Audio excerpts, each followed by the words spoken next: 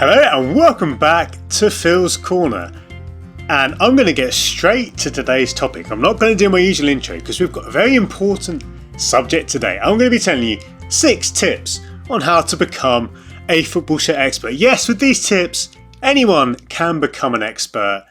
We'll start off with number 1, and number 1 is quite simply that you need to be a Borussia Dortmund fan, and a fan of Borussia Dortmund in the 90s especially. These pictures should conjure up feelings of great emotion and joy. Get to know the name Drake Ramberg. You should practically worship this guy. Borussia Dortmund, they are your club. Forget all your previous allegiances. There are only 1 or 2 exceptions. Venezia are also a great club to like as a football shirt expert. And I've also heard that FC Nordsjælland are the new kids on the block. A lot of very important people have been tweeting about them. So there's a few options there, but Borussia Dortmund are the ones to follow. You must support them, you must talk about them, you must post about them, get all the shirts you can from them. That's number 1. Number 2, we're talking about branding. And in order to brand yourself as a football shirt expert, you should have a logo that is like these round crests here. All the best clubs in the world are using them. Moving on. And as part of your branding, you should include the word kit or shirt prominently. Pro tip, you could even include both shirt and kit in your name. I've not seen many people do that, so that's a bit of a missed trick, which you could grab onto. But guys, get a circle crest, stick shirt or kit in there somewhere, quite prominently. Maybe stick yourself in the middle or a picture of a shirt in the middle. You're all set then to become an expert. For number 3, I've got a very important glossary here, and here's a few terms which you must use from now on. You must refer to yourself as a kitster. You're not a man, woman or child, you are a kitster, and that is how you should refer to yourself from now on. And you don't buy shirts, you pull the trigger. An important distinction to make. Again, it's not a simple purchase or a simple case of buying a shirt. You must pull the trigger each and every time when you pick up a shirt. And when you're buying the shirts, you should be buying grails, holy grails. And a grail is basically any shirt that you like. That is a grail. And make sure you get tons of grails. Make sure you pull the trigger on tons of grails. Because you are a kitster and that is what you do. That is your identity. These are important terms. And if you want to know any more terms in the glossary, you can support me on Patreon. All my details are in the description. There'll be even more words that you can know from there. But these are very important terms. These are the 3 that I wanted to pick out. Number 4, you must tweet about every new purchase like your life depends on it. More shirts equals more content. So buy shirts, post about shirts, and keep that conveyor belt rolling. If you see a shirt and you like it, buy it. Don't miss out, guys. You want to fear missing out on these new deals, these new shirts. Pay attention especially to those sites that sell shirts very cheaply. You need to jump on that train very quickly and post about that shirt. And then move on to the next purchase and post about that. You must keep those shirts coming. Keep that content coming. Content never sleeps. Social media never sleeps. You need to be ahead of the curve, hitting every store you can, pulling the trigger on every purchase you can, and you'll be well on your way to being a football shirt expert. Number 5 is very important. You must be a slave to nostalgia. You must practically worship the likes of Maradona and Cruyff. And this man in front of me, Francesco Totti, you must post every video you can find out about him, every GIF, image, every quote from this great man, and every kit that he has worn, you must post about it. You must make sure that no one forgets about all those great kits that have gone before us, all those great players who have worn those great kits, those great moments from those great players in those great kits. In between every new purchase, which should be filling your timeline, shoving a few nostalgic tweets as well. Shoving a few nostalgic Instagram posts. Again, the more you do it, the higher you will climb in the table, in the pecking order, the closer you will be to becoming a football shirt expert. And number 6 is a very simple but important equation. Templates equals bad. Yes, guys, if you see a template, you must hate it. You must curse it. You must denounce it as much as you can. Because templates are the death of football shirts. We want bespoke designs. As a football shirt expert, you should be championing and move away from these horrendous templates which have plagued the industry for decades. So remember that simple equation and you'll be well on your way. Before I go any further, I'm going to hit pause there. And of course, I am taking the mick. And I hope everyone in the community has been covered by at least one of those points. I've certainly fallen foul of a few of them myself. Guys, today we will be talking a bit more about the subject in a slightly more serious note, but it won't be quite what the title suggests, and we'll get onto that very shortly. Before we go further, I will say thank you to my sponsors, Foot Fanatics. Once again, these guys have come up clutch, and I'm very excited to receive a new delivery from them soon, and it's going to include some of Umbro's new third shirts. And you'll know about Umbro in Brazil. I did a video way back when about them. I'm very excited to get a couple of the new third shirts, so I'm going to be posting about them, and I'm sure in the next intro of the video we'll do a bit more of a look at the shirts. But look out for that, and I will be doing a giveaway, as I usually do, from Foot Fanatics. So check out Foot Fanatics. If you don't know who they are, they're a great retailer who do ship to the UK, and you can get rare shirts that you can't get anywhere else at very competitive prices. So thank you to Foot Fanatics. And also thank you to my supporters on Patreon. I did poke some fun at Patreon earlier on, but it is there, and it is there if you want to support me. And talking of support, guys, just want to say thank you as well for everyone who has watched and talked about Behind the Chevrons, my series of Hummel. That video is now live. I will link that in the description. But the support has been incredible. Thank you so much to everyone who has shared kind words and just shared their excitement about the series. Hopefully this is the start of a really fun journey. So thank you guys. Yeah, as I've said before on this channel was a big part of the reason I actually got the gig in the first place. And even though this channel is still quite small by YouTube standards in many ways, Hummel noticed the support here. They noticed the community, and that was again a reason I got the job. So thank you as always, and yeah, keep the support coming. It means a lot. Do check out the video and send Hummel some love. Do subscribe to them, and you'll keep up to date with future Behind the Chevrons episodes. But guys, let's talk about today's video. And of course, the title of the video is How to Become a Football Shirt Expert. But really, what I want to talk about today is what are some of the things you can do to prepare yourself or to move into the football shirt industry. And by that I mean, how could you get a job talking about football shirts? Because people have asked me this before, and I've been reflecting on my own journey recently, and I was thinking actually it would have been quite useful for me a few years ago to have a few tips on how to do these sorts of things, because no one's really out there necessarily talking about it. So I wanted to do a short video with some tips, as I say, about how to maybe work in football, and even if it wasn't a full-time job, how to maybe do a bit more stuff in the football shirt space. And in many ways, guys, I would expect there to be more and more opportunities because football shirts are growing. There are many people now interested in shirts who weren't before. There are a lot of people discovering shirts for the first time. A lot of the stuff that you see in the community just simply wouldn't have existed a few years ago because the interest is so high. So I wanted to talk a bit about this because you can bet there will be more and more people in the future looking for people to write about football shirts, for people to make videos about football shirts. It's still a niche at the moment, but one day it will be more mainstream, or certainly a much bigger niche, if you can have a bigger niche. But yeah, I just wanted to give some tips and just some experiences, as I say, for how to work in football shirts, if I can put it like that. And as we do start, I will say that your end goal here should not be to become a football shirt expert. And this is something I was talking about with a few people on Twitter just this week. In many ways, it's hard to even define anyone as a football shirt expert because the field is so broad. You have so many teams and brands, and it's simply quite an overwhelming industry or field to be in. Of course, there's all the fashion element, but then you've got the culture side, let alone the stuff that's happening on the pitch. And I would say there are some people that I look up to, and we'll talk about some of these people today, people that I do look up to as experts. But in many ways, I don't think that should be anyone's goal. It shouldn't be my goal or anyone's goal to be an expert as the kind of be all and end all, because in many ways it's the journey up to that point where you maybe could consider yourself an expert, where you need to lay the foundation. And if you want to work in football shirts, it's not just about being the smartest, the most knowledgeable person. There's a lot more to it than that. And yeah, as I say, don't chase that kind of expert badge. It's quite tempting. I've certainly done that in the past as well, but I try not to do that too much because I think that in many ways is not the best way to approach it. So that's a bit of a bonus tip maybe, but we'll get into more of this in the video. But number one is to consume content which is informed and which will increase your knowledge. It sounds quite obvious, but there are so many good books out there. There are so many good podcasts, so many good videos which talk about football shirts at a more in-depth level. And there are people out there, guys, who can really teach you a lot and have taught me a lot about football shirts. I want to mention a few names now. Firstly, John Devlin. Now, if you're new to the scene, you might not know a lot about John Devlin. But John Devlin is a hero of mine. He is an absolute legend in the football shirt scene. He's the author of the very popular True Colours Football Kits books.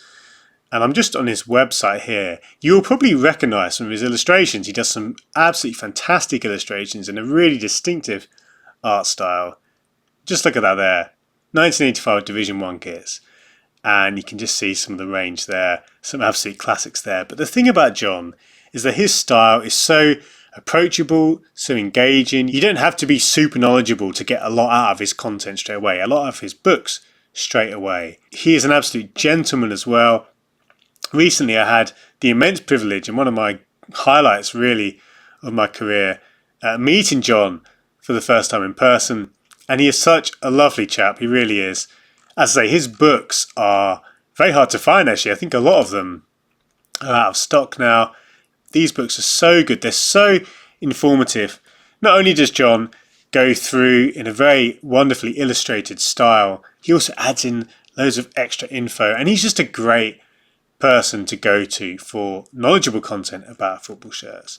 And continuing this theme of people you should look up to and learn from, Dennis Hurley, who runs the site Museum of Jerseys, is another authority in the space and someone I look up to. Dennis does a great job, and he and the team at Museum of Jerseys have a fantastic range of blogs which really dig deep into football shirts, which go way beyond the usual sort of stuff you see, the kind of throwaway content which a lot of people put out. There is stuff here which will stretch and expand the knowledge of anyone in the football shirt space. I certainly learned something from every single Museum of Jerseys blog. And whether it's the blog or the Twitter page as well, it's a great follow on Twitter. There are people out here, guys, who really do go, as I say, in depth into shirts in a way which quite simply can help build up your knowledge. And for someone like me, when I started writing about kits, honestly, pretty much anything from these guys and a number of others was like gold dust. I simply couldn't get enough of this content. I want to give a shout out to Ollie, who runs Kitted Out Pod, and many of you will know Ollie from Twitter. And his podcast is absolutely fantastic, and I particularly commend to you some of the early episodes of Kitted Out Pod. There's some great guests on here, and some really, really, again, informative content. And there's some great stuff as well from people in the community. And anyone who wants to work in football shirts should really get to grips with content like this. And I would really commend this one to you. And actually, one more podcast before we go. The Design Football Podcast, the designfootball.com podcast. This hasn't had a new episode for quite a few years, but I absolutely loved these podcasts. And there's quite a few on here. You can see right back to 2015. Jay, who hosts the show, is a fantastic chap as well. Another guy I was able to meet. And yeah, a real inspiration to me. The content again here is so informative. It goes way deeper, as I said before, than just this kit's great, this kit's bad, next. It really does talk a lot more about technology and history and influences. And whatever you want to do, even if you don't want to work in football shirts, enjoy this content. There's some great content out here, guys. Sometimes you do have to sift through a lot of stuff, a lot of noise to get through to this really good stuff. But it's out there, and it is really, really entertaining and enjoyable. It really is. So that's number one. Consume this knowledgeable content. Enjoy what's out there. Raise your understanding. And you'll be in a very good place. Number two is quite similar to number one. And in many ways, I could have folded this in as one point. But I did want to highlight this particularly. And that is to make use of online resources as you go along. So take old football shirts, for example. I've used this site as an example many times. And I can't tell you guys how much I use a site like this. Say I want to tweet about something about Newcastle shirts. Newcastle have just had a takeover this week. I love going to somewhere like an old football shirts because I can click on here and it's a community-driven resource where people submit pictures, and essentially, guys, it's as good as you'll get for a history of Newcastle kits. And there's so much you can get even just from a quick browse.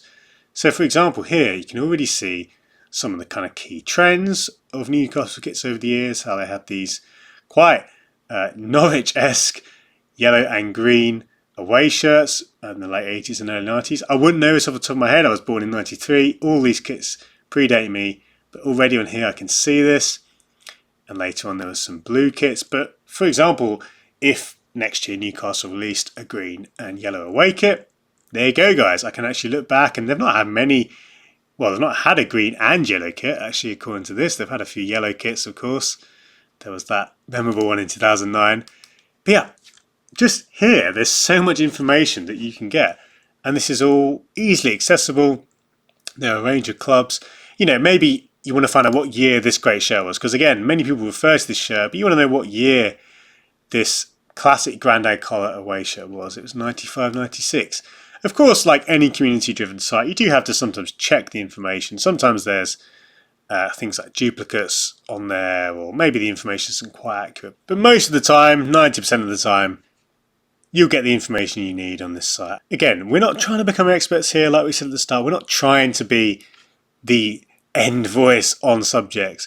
But actually, if you do want to write an article about Newcastle shirts, this site is very much one you need to have open in a tab somewhere. It's so good to have this information, and it's so easily accessible. So shout out to the guys who run Old Football Shirts. And of course, it's not just old football shirts. I love historicalkits.co.uk, and this is particularly good for those kind of older kits. And there's a great wealth of teams, primarily English and Scottish teams. But here we go, Preston North End. And look at that. Look at this, guys. Again, the team at Historical Kits have actually taken the time to not only research, but illustrate these kits. And you can see here already some of the early Preston North End kits, which I would have no clue about. I mean, I guess they were white, but again, similar to old football shirts, and you can even cross-reference. Why don't we cross-reference here? If we go Preston North End, you can see on old football shirts, there's a few gaps in years, and it only goes back so far. So historical kits is particularly good if you want to go a little bit further, or again, if you want to cross-reference. And you can see here even there's some notes and things like when the crest appeared, that's just interesting to me already, the fact that the crest kind of came in late into the 77-78 season. Stuff like that. If you're someone like me who finds that interesting, it's all here. But it's great to have sites like this. It really is. But there are so many people who just don't bother to research these things, don't bother to look them up. And actually, it goes a long way. I certainly continue to use these sites and others just to build my understanding. And you'll be amazed how quickly you can start to pick up things like when a brand sponsored a club, or when a club was sponsored by a certain company, and even trends in eras. You can start to see things like patterns and construction types and features that were around particular years. So yeah, alongside seeking out those experts in the field, use the online resources that are out there, again, to build up your knowledge and build up your understanding of football shirts. Now, I joked at the start about branding yourself, but actually one thing to think about if you do want to work in football is to think long term and think about how you do want to use your social media. Because if you do want to work in football, arguably your social media presence is as important, if not more important in some situations, than your CV. It represents you, it shows so much of your character, and it's an opportunity for you to stand out from other candidates. Now, of course, for some jobs this is less relevant, but I would say that you do want to think about your social media presence. And there's a couple of broad directions you could go down. You could go down the very personal route, and this is something that I did, in that I used my name on my social profile, and I didn't actually brand myself too much in the early days. I just spoke as Phil Delves, and that was kind of my brand, if you like. And sometimes people shy away from the idea of being a brand, but ultimately that is part of what it means to be online and be posting about stuff. Whatever it is, it doesn't have to be about football shirts. But this would of course inform what you post about and the style that you post about things.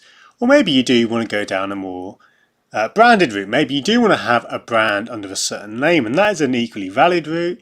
There are differences, and it opens up more opportunities to maybe involve other people. But again, if you want to get a job in football, think about what that job is and think about how your profile can help you get there. If you want to write about football, of course you can use social media to share stuff from your own personal blog, or maybe eventually write for other blogs and share those pieces on social media.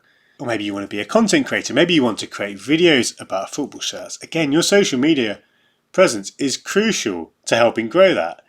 Now, I don't want to spend too much time on this point. I could talk a lot more about this, but just to give a few more points on social media, learn as you go along, guys. Don't be afraid to fail. Don't try too hard. And by that I mean, don't be afraid to try stuff, and maybe it goes wrong, and that's okay. Don't worry about numbers and followers and engagement. because those things shouldn't be, again, the end goal. You shouldn't be just trying to get likes, because likes don't mean anything in real terms. Followers and follower count, yes, it can help and it can help open doors, but actually it doesn't mean a lot. You can be a really good writer, one of the best writers in the space, and have a small following, and that's okay. Equally, you could create content which is informative and valuable and far more impactful than someone who has more followers, and that's okay. That is not a problem at all. Yes, your engagement and your quote-unquote success on social media can help inform your journey. So by that I mean, if you are putting out certain types of videos and they're getting more views and they're getting more likes, of course that can help inform what type of videos to do in future.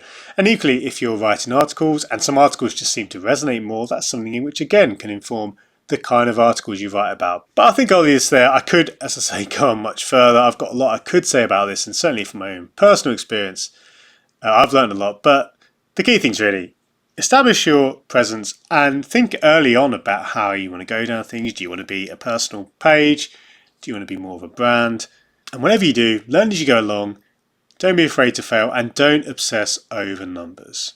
Number 4 continues on the theme of social media, and that is to be involved with other people. Talk to other people, share other people's work, learn from other people. I cannot tell you how much this helped me and continues to help me now as I seek to talk about shirts, because there are so many people, we mentioned at the start, there are so many kind of sub-genres and niches within football shirts that of course you can't cover everything, but you can learn so much from other people. And I'm not just talking about the odd comment, I mean actually having deeper conversations and, as I say, sharing people's work.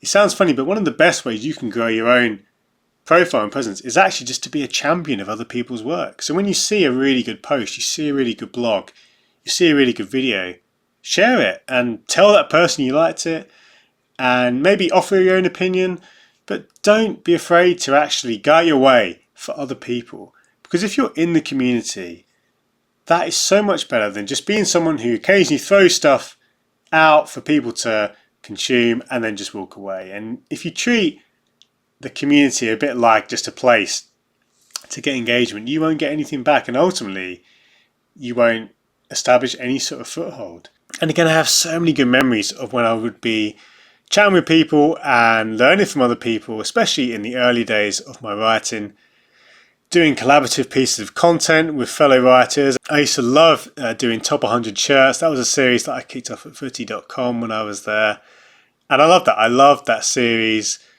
Again, seeing the community get involved with that, seeing other people get involved.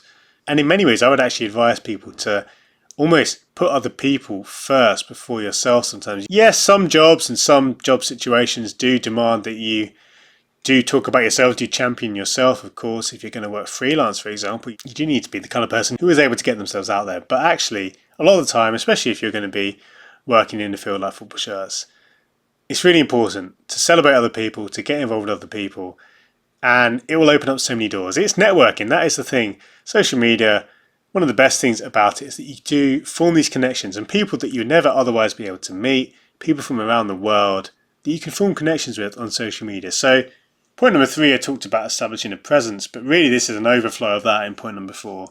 Get involved in conversations. It sounds silly, it sounds obvious. Many people at the moment are bemoaning a lot of aspects of the football shirt community, but actually there are a lot of good people. The vast majority of people in the community are willing to have a chat, willing to help. And as I say, if you want to work in football shirts, you want to be establishing these connections, because you never know further down the line, you might be writing an article, you might have a job where you need to find out something about a certain club, and you can reach out to someone in the community who knows a bit about that. Or maybe you could just become the go-to person for a particular subject. You could be that person who's an expert in Wrexham shirts and you're just the go-to person in that field, and that can open up opportunities. So be social. It sounds super cheesy, super corny, but do be social, do be involved, and it will help you in so many ways. It will help you immeasurably when it comes to your professional career. For the final 2 points, they are again linked. Pretty much all these points have been linked. I probably could have done a 3 tips, but I wanted to spread this out a little bit. Number 5 is to have your own voice. And by this I mean there are a lot of people who are just going with the flow, and that's absolutely fine. But if you want to work in football shirts, you want to have your own identity and your own authentic identity. Now, this could be in a number of ways. Maybe it is subject matter like we've talked about, but more than subject matter really, I want to suggest that it's actually just your tone of voice, your style. And there are loads of different ways. There's no right or wrong here. Maybe you're someone who's really into player issue shirts and player spec materials and technology.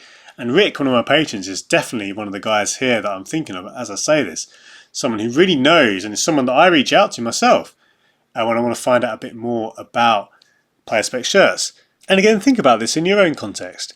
If you want to be creating videos about football shirts, find some of those areas where you can offer something new to the space, because there are so many things that just haven't been touched in football shirts. There's plenty of videos out there doing a kind of best and worst Premier League shirts, but there aren't as many videos about some more niche topics. And of course, a lot of this is simply because a lot of videos and a lot of video topics or blogs simply don't get views or numbers because people aren't searching for some of those more in-depth topics. But I would argue that if you want to be working in football shirts, it's more valuable to have a well-researched video or a well-researched blog about a very specific topic than it is to have something which is basically what anyone else could have written. And this is quite a difficult thing to quantify. Again, it will depend in large part on the kind of jobs you're looking for. Some jobs simply do demand numbers. If you're looking for a job in social media, for example, then actually people will want to be seeing engagement numbers and things like that. And if that's the case, sure, you can definitely go after that. But on the other side, if you want to have a bit of a part-time gig, or even just a voluntary gig as a writer for a particular club, if you can show evidence of blogs and videos or content that is about that club, it kind of doesn't really matter about the engagement numbers at the end of the day. This is what got me the job at footy.com. When I was applying for the job at footy.com, I didn't have a big profile on Twitter. I didn't even have that much experience, but I did have some content which was related to football shirts, and they were looking for someone to talk about football shirts. And those simple things that I had, which didn't have big numbers, but did let my passion shine through, that's what helped me get the job. So of course, as we've talked about in this video, all these points kind of follow on from one another, don't they? You've done all your research, you've looked up these experts, you're continuing to use these resources, you've got a social media presence, you're involved in the community and working with other people. Have your own voice, have your own authentic identity. Don't try and be someone you're not. And for number 6, my final point, without wanting to undermine the previous point that I've just made, one of the best approaches you can have, if you do want to be talking about football shirts, is to be open-minded. And by this, I mean, yes, niches are great, and if you support a team, for example, there's no reason that you shouldn't champion that team. If you're a Manchester United fan and you want to talk about Manchester United shirts, there's no reason that you have to suddenly pivot to praising Man City shirts. But at the same time, if you want to be considered someone who is knowledgeable in the field of football shirts, actually it might be appropriate to say that City shirt actually was quite good, or that City shirt did have something about it. And I think this is just a general point really, but do be open-minded. I see so many people who simply blindly dismiss a kit because it comes from a certain brand. And that's fine. Again, most people won't think twice about that. But actually the people that I look up to the most, don't let those club or country loyalties get in the way of actually trying to give an objective opinion, because so many people talk about football shirts and they say they're all subjective, that it's all about taste. And there is so much about football shirts which is subjective, which is about taste. But there are actually a lot of objective elements. And it might sound quite strange to say, I'm sure a lot of people will even disagree as I'm saying this, but there are some things which make a football shirt better than others. There are some things which you can look back on and say, actually, from this particular perspective, maybe it's a design perspective, maybe it's from a functionality perspective, a kit just simply wasn't as good.